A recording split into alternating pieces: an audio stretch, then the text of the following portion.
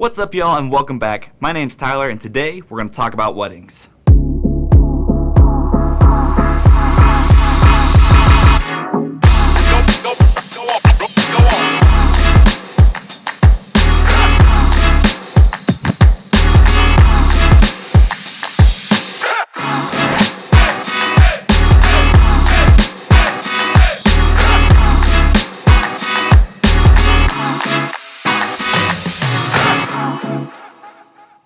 So being a videographer and having done my fair share of weddings, I've been able to watch the process of a wedding day many times. And because of that, I've decided to create this list of my top tips to help plan yours. This is what I like to call a guy's perspective. And just as a disclaimer, these are just my tips from what I've seen from doing weddings. If you have certain traditions or certain things that you want to do for your wedding, do them. At the end of the day, it is your wedding. Alright, so let's jump right in. Tip number 1. If you can, keep your entire wedding at the same location.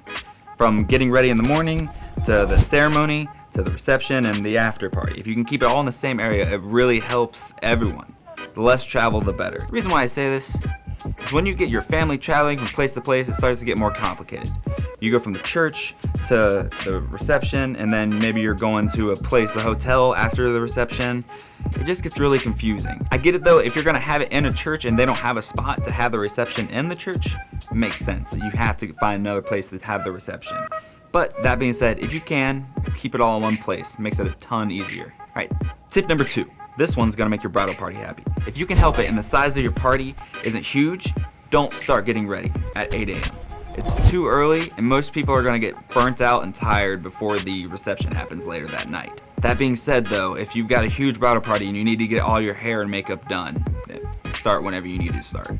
Guys, if you're lucky enough, it only takes like 30 minutes to get ready. Just show up half an hour before. It'll be good.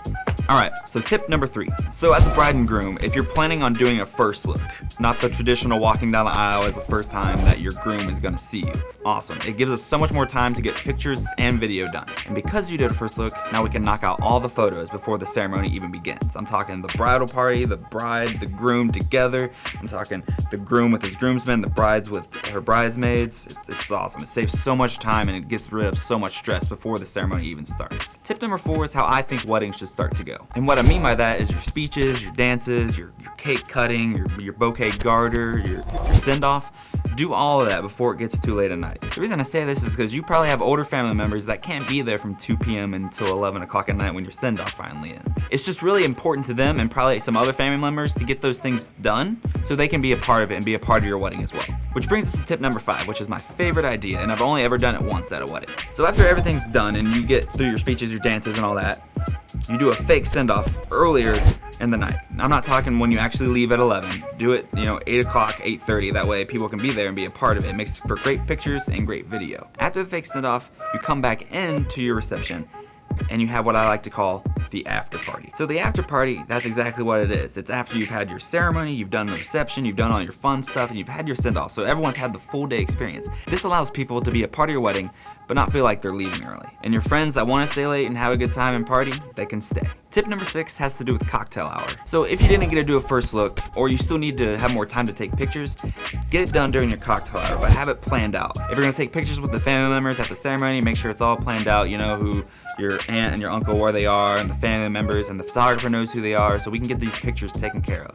Then go out and take your pictures of just the couple or the bridal party if you still need to do those. The reason I say this is because you want to get back to cocktail hour and be able to enjoy and mingle with your family and the people that have been there to support you and they're there to celebrate your big day. And P.S. Make sure you have really good cocktail hour food. I mean, it can be a nacho fountain, it can be shrimp cocktails, whatever it is. Have really good cocktail food. I mean, they're there for you, but they're hungry too.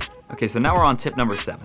Do something special during your wedding. Not just the traditional wedding where maybe it's throwing a bouquet or garter. If you can, get on Pinterest, whatever you need to do, find something unique that connects to you and make it memorable. Things like these make for great photos and great videos and something that you'll remember for a long time. And don't be afraid to get creative. I've seen a lot of things and some of them are really cool. Okay, so tip number 8.